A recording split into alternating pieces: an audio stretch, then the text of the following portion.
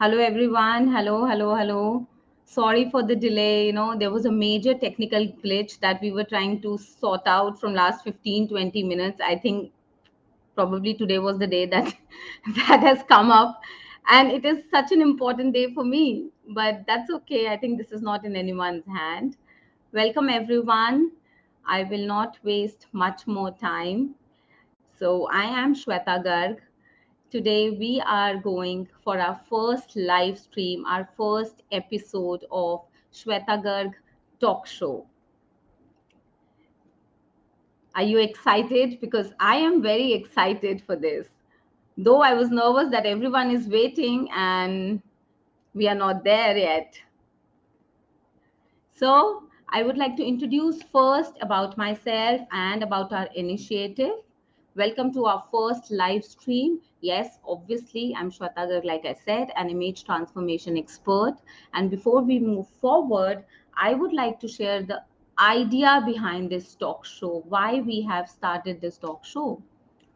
Now, being a transformation expert, we work on one's image and behavioral skills, which is very much required in today's world more because there is a spiking need of improvisation and innovation. Now is the time to redefine. But in my experience, I have noticed that the most difficult part here is lack of confidence and that hitch to take that first step. Therefore, this is the purpose of our live stream. This is the purpose of our Shweta Garg talk show, where we invite some amazing guest who has taken that leap of faith and get started. It is the best way to get connected and learn from each other. So today we have with us Miss Shikha Shah, founder of Scrapshala. Can we have Shikha? Let me just get her in. Hi Shikha, how are you? Welcome to Shweta Garg Talk Show.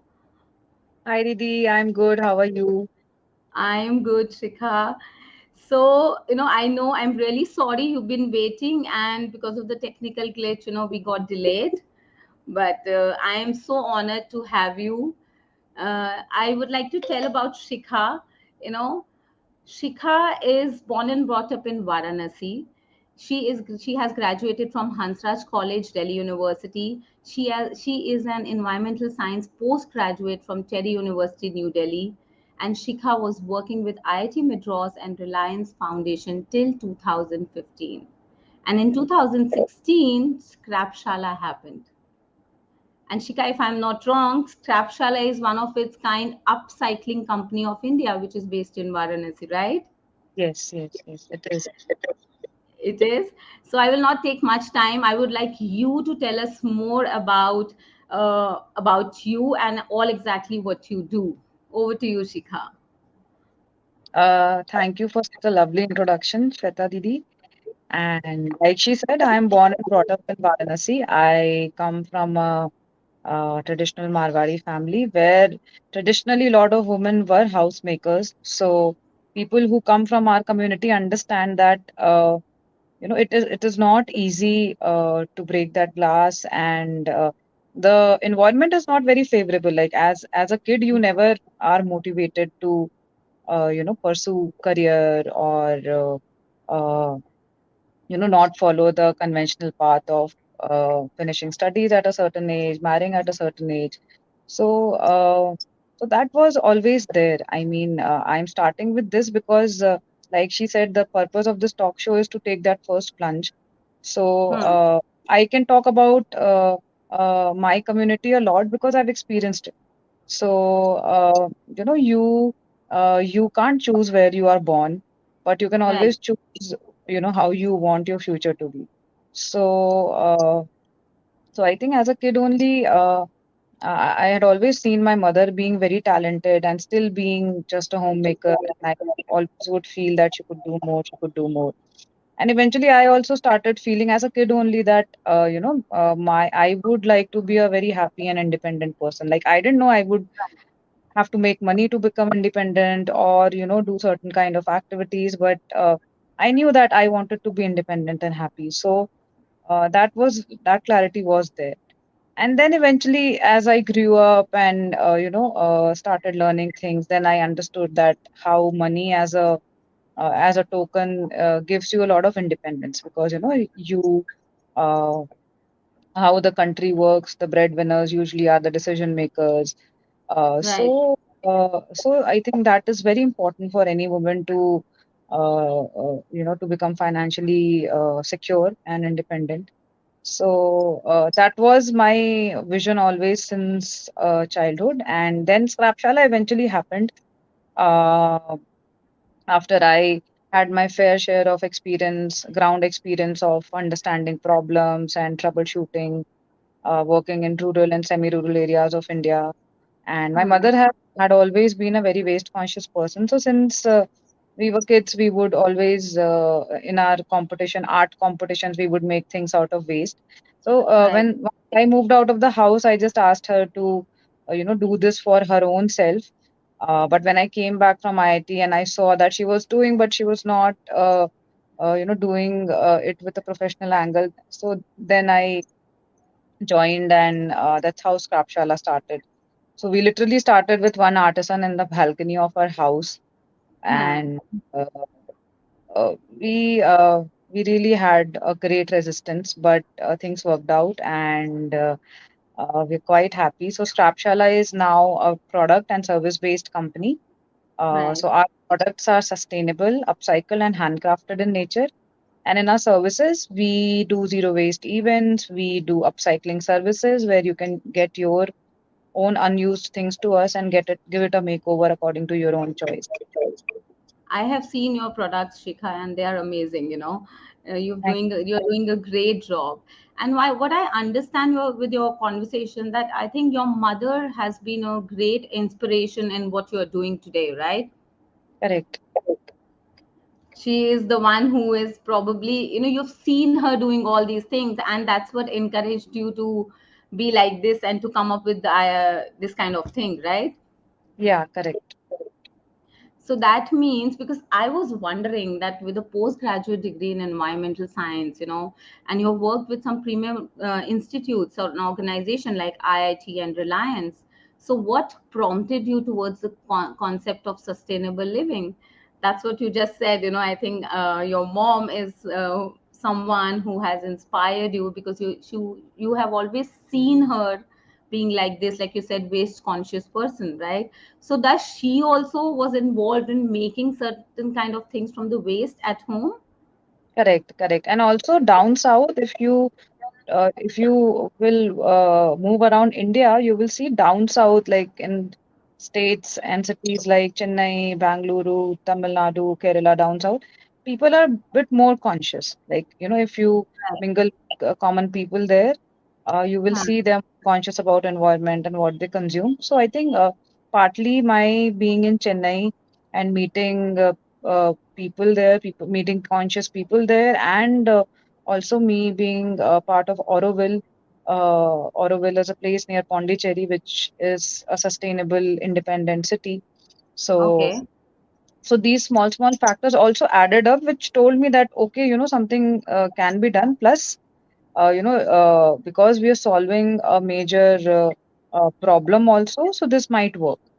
So, combined with mom inspiration, my traveling also contributed. Okay, great. Okay, one more thing. I think many local artisans are involved when in your kind of work, right? Where they work with you, and you have been already been an employee in an organization. So my question to you is, as an employer yourself, how empathetic are you towards the people associated in your venture? That's a tricky question to answer because, yes, I mean, when you work for others, you always, try to justify that, this is now not how the leader should behave. But when you come at the receiving end, uh, as a leader, when you have to behave, it's not easy to be very easy, because one thing is that when you're doing something which is not very standardized, which is not a mainstream business, there's a lot of Hmm. uncertainties on daily basis. Like, you don't know what kind of product will come, who will buy, how to market these. So yeah, I have been quite tough on the team. But I'm happy that I could. I have bought these local artisans at a certain level where, they can speak to the media, they can use iPads for designing, and they can use their smartphones. Like if I am traveling, I'm outside Varanasi, they can do WhatsApp meetings. So yeah, I've been tough, but I think 99% of them have become quite independent in their 5-year journey, whoever has worked with us. So tell me one thing, like you said that they can do WhatsApp calls, right? They can use iPads and they can use all kind of gadgets, right? Have you given them specific training for this? No, no, no, no. We didn't give, like I said, we started from home. So we Okay, like, and this whole business stream is still very disorganized. Like, you can't follow, uh, a pioneer like Ambani or, some other brand saying that, okay, we want to become this. Like, hmm, a new app service might want to become an Ola or Uber because right, Ola and Uber are pioneers. But with upcycling, there is no major brand who we can aspire, or anybody, in fact, could aspire to right, become. yeah, So we used whatever resources we had. Like we had an iPad. We didn't know how to give designs to the artisans, so we would draw and give it to them on iPad, and then they would try to draw it because they were mostly uneducated. Uttar Pradesh has a pool of local artisans who are painters, wooden toy makers, but most of them are doing, I would say 50% of them are doing odd jobs. They're pulling right. rickshaw, or, because there is no, there is no steady stream of income for them. So that's where we tried to intervene, that let's combine handicraft, let's combine waste management, and then, let's make innovative products. Okay, good, great. Okay, one more thing. You've come to Shark Tank India, right? I know you've been, you was there, and I have seen you. So from starting off your journey, I know you have started as an online platform offering services, for the upcycling of old products, right? Where you were promoting sustainable living. So from there to being featured on a global platform like Shark Tank India, you have come a long way, right? Did you anticipate this magnitude of success at any point in your journey? Not at all. I mean, in fact, we just started without any expectations, like, because, like I said, there was nothing to look up to. If Right. there was a benchmark, okay, this is like, when we go to gym, we know that, okay, now we want to lose 10 kgs, we want to be here. For us, there Hmm. was no benchmark because, we could not even see that how people will respond to upcycled products, because there's a lot of notion attached with upcycling, and, why we should purchase it. And at micro level, everybody does upcycling at their own premises. It's just Right. that they are not able to do it professionally. So then, it doesn't make any sense. Like, you make products, next day it is broken. So, you might not want to pay for such products. So what we Yeah. were doing, we were trying to give at least 4 to 5 years of life to the products we are making, so that the worth, the amount of money people spend with us, it's worth it. So yeah, Shark Tank India was, in fact, I've not shared this. We were not even prepared to take investment when Shark Tank India came, but since it came and it was a Okay. good opportunity, we just plunged in. And every stage, we didn't even know we'll get selected or not, because definitely there are better people out there. There are better startups who are, doing things. So me and mom, both not being from a business development background. I mean, I have done my environmental science. Mom has been a homemaker.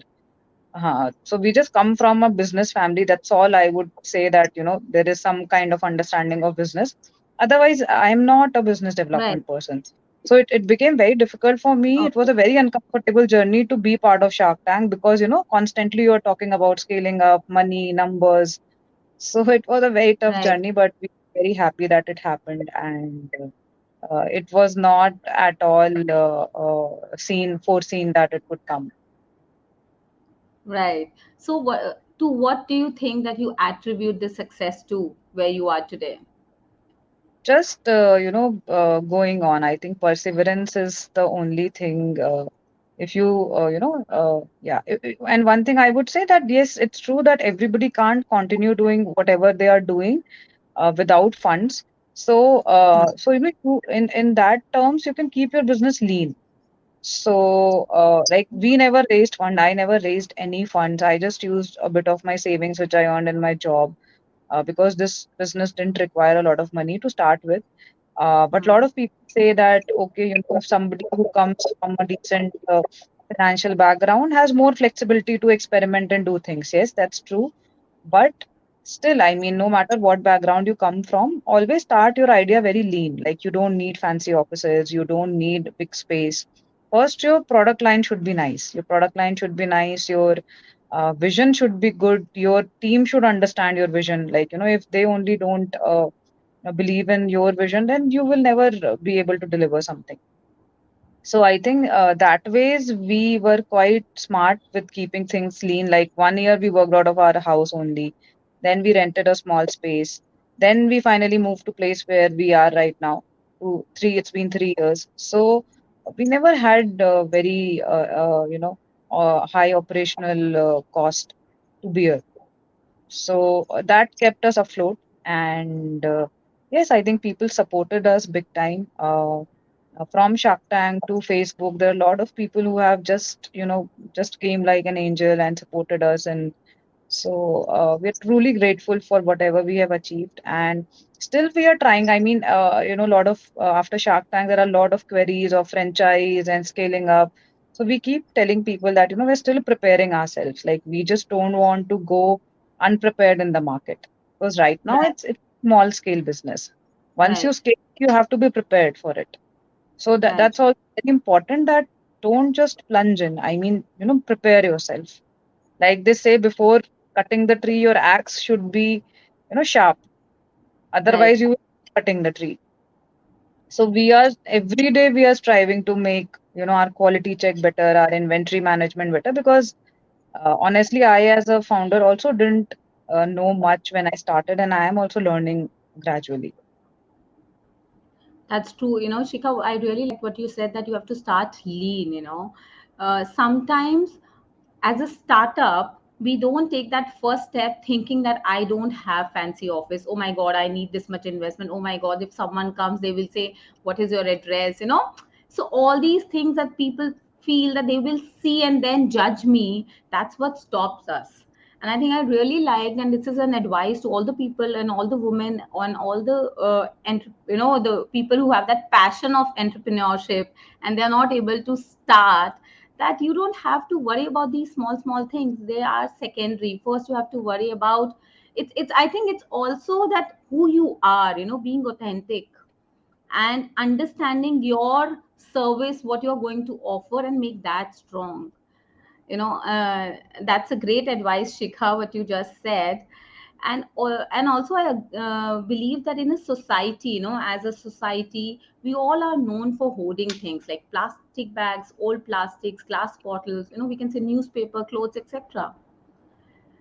According to you, is this a desirable or undesirable quality? Yes, it is undesirable, I believe, but what's your thought on that? And if it is undesirable, can we transform it into a desirable quality?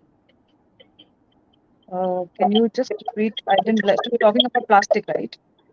Yeah, we have, as a society, we have the habit of hoarding things, no, plastic bottles, clothes, and all that. It is undesirable quality, Definitely, but definitely.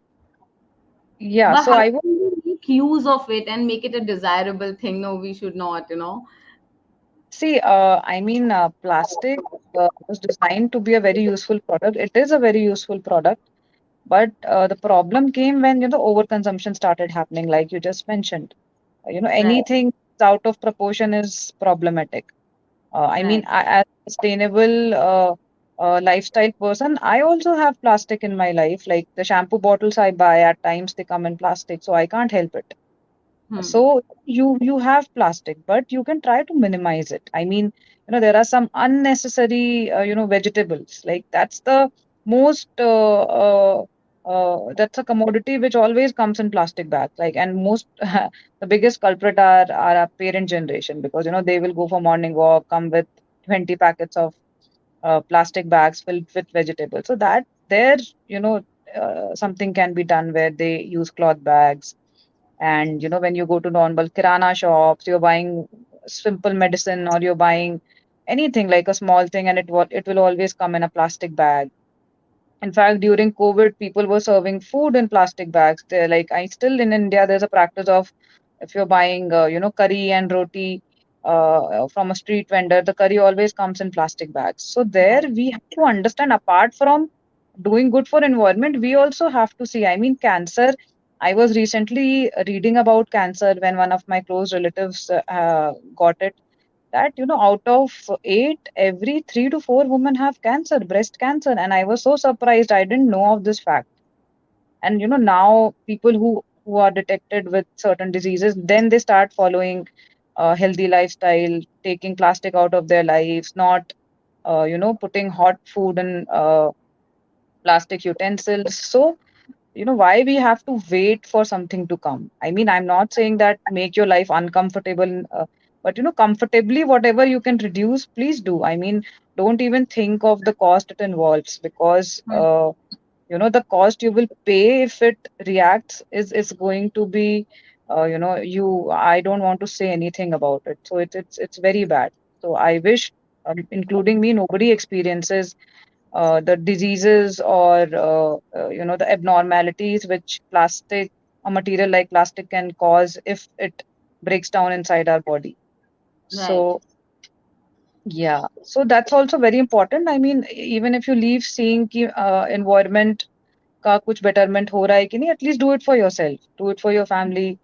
We go to parks, we go to forest, oceans, everything is full of plastic. I mean, it's such a shameful things when you have your niece, nephew, kids around, and you have to tell them that, okay, don't go there, that beach is very unclean. So who Right. made that beach unclean? So you have to become a big vision person. You can't just see कि यार मैंने तो अपना कचरा dustbin में डाल दिया, my part is done. Done. Yeah.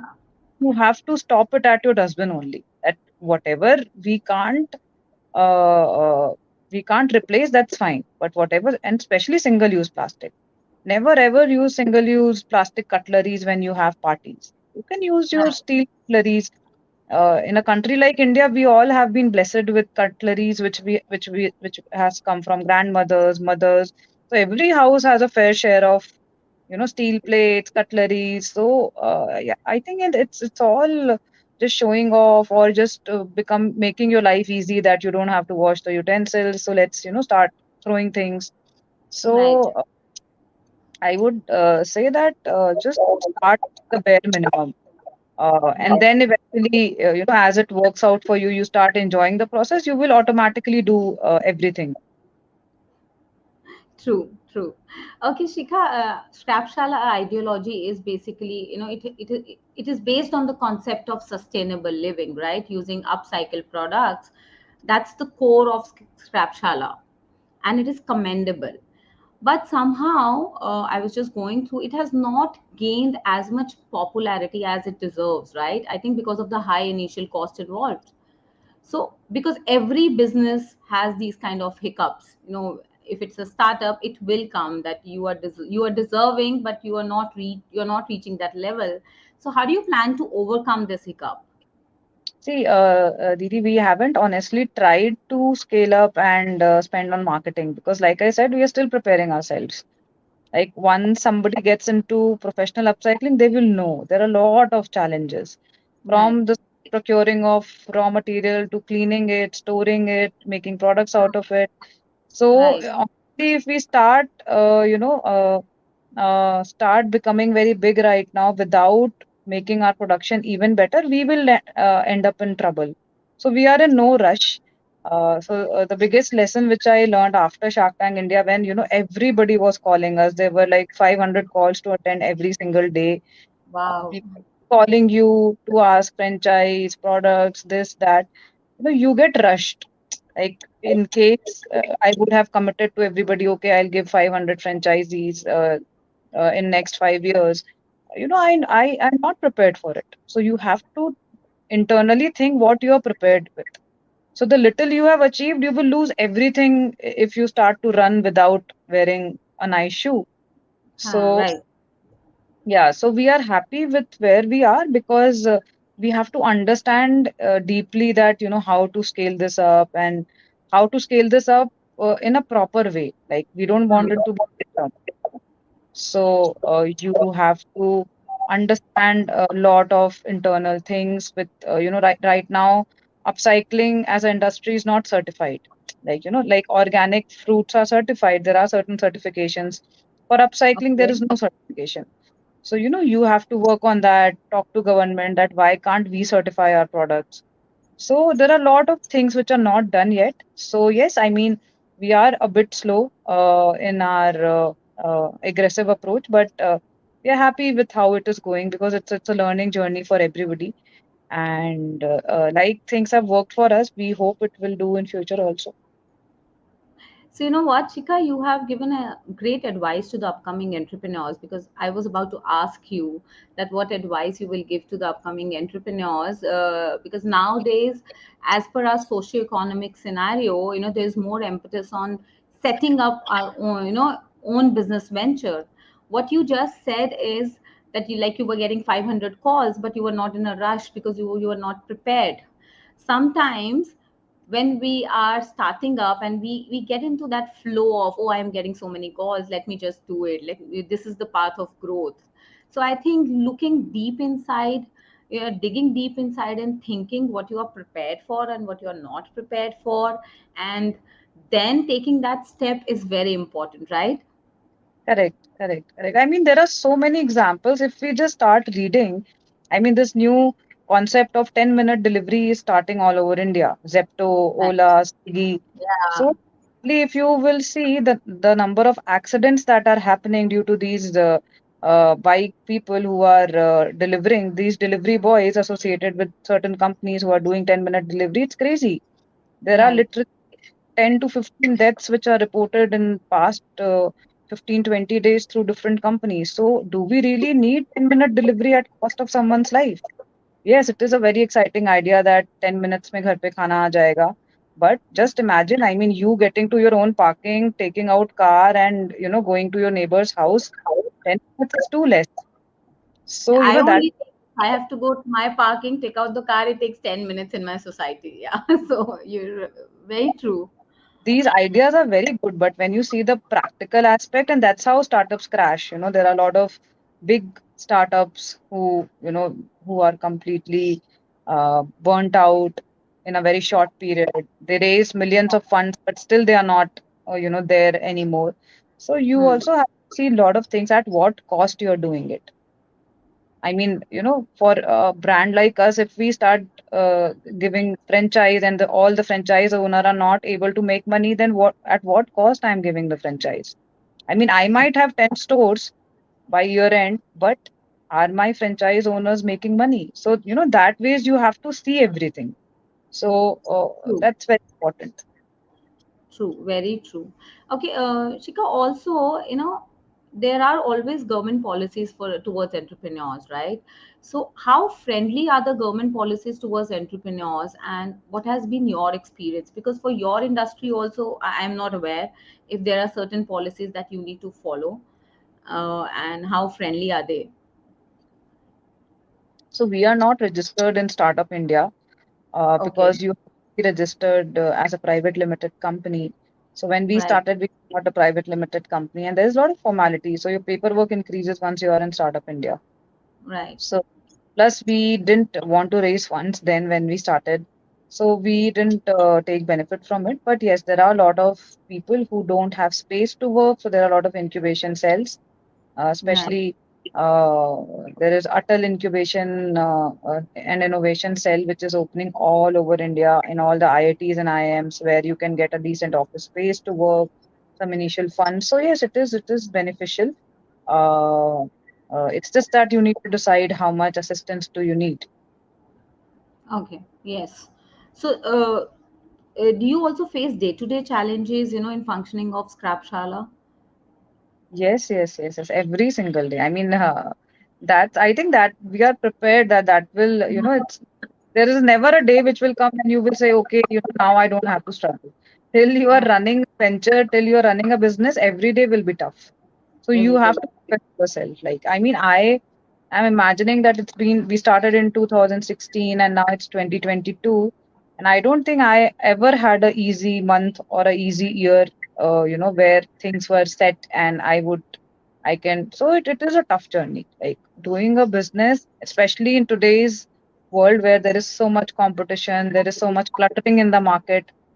You can't do a well thought business very easily.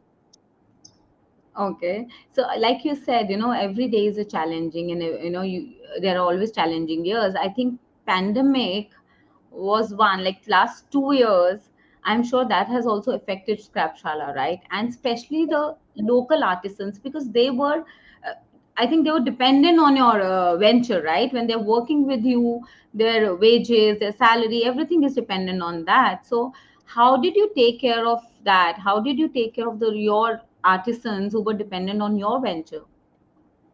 So luckily, like I said, we had a lean business, and we could give work to artisans. Like the products they were making, they could make at their home. Obviously, not the big products, the small products, and we, Right. for the first time, could do some R&D. Like with Scrapshala, the good thing or the bad thing that happened is that we started making sales very early. Like the moment we started in 2016, we started getting orders, or small orders we start. So we were always caught in the cycle of making, selling, making, selling. So there was no time of R&D, which is very important in a business. So that we Right. could do during COVID, and plus the kind of skill artisans which that we have associated with Scrapshala, they already own a skill. Like carpenter is a skilled carpenter. So during COVID, he could work around in his village. If we have painters or weavers, so they could do small things at their own premises. So as such, they our artisans did not get impacted in much. But yes, I mean, had COVID not been there, we would be in a much better position. Right, right. Okay, so also Shikha, there are many women out there who feel that I want to do something, right? But it's a male dominated industry, and if I'll start up something, how much it will work, right? So, what advice you would like to give our women out there to get held in this male dominated industry? I think now this decade is the right decade for women. I would say it is a better decade for a woman than men. I mean, Right, that's personal feeling. It's really era of woman empowerment and entrepreneurship. And as a woman, I think we all have evolved. I don't know if a decade back there were a lot of women talk shows like we are talking, and we are sharing insights about business for other women. So when we were in school or college, there were not so much data out there to learn from, and we didn't get such a supportive work environment, which is right, there right. Obviously, patriarchy is a decade old practice, so that will still exist. But I feel that women empowerment and entrepreneurship and equality has actually started getting practiced on ground level.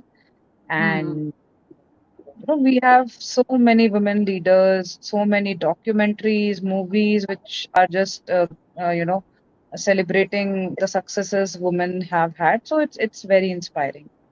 I mean, everywhere you go, you can find some woman you get inspired from.